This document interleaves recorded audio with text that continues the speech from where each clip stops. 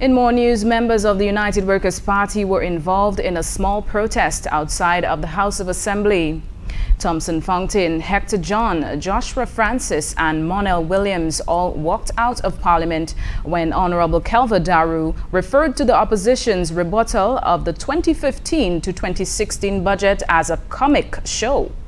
Mr. Fountain described Daru's comment as juvenile and says he was disappointed by the minister's statement. Thompson Fountain, a member of the United Workers' Party. We saw a very reasoned presentation by the leader of the opposition, and in response, the first person to react to what was offered was to say that, call the leader of the opposition a comic, said that there was a comedy show, and said that there was nothing of substance in what he offered. So we thought, I personally felt I could not listen to it, and interestingly enough, most of the other members of the opposition felt the same way. So we're just allowing him to speak. We don't want to hear, I personally don't want to hear what he has to say.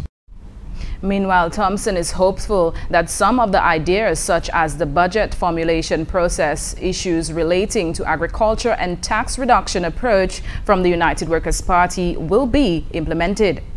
I'm very hopeful, and the reason why I say that is because we see, even in this current budget, some of the themes that we've been talking about, like trying to target growth of 5 to 7%, trying to generate jobs, 5,000 jobs and so on. We've seen some of the themes that we highlighted in terms of the tourism sector, how you can actually improve the tourism sector. Some of this came into this year's budget. So we are hopeful that the proposal that we have put forward will in fact come on board, even not in this year, but in the next year and the years to come.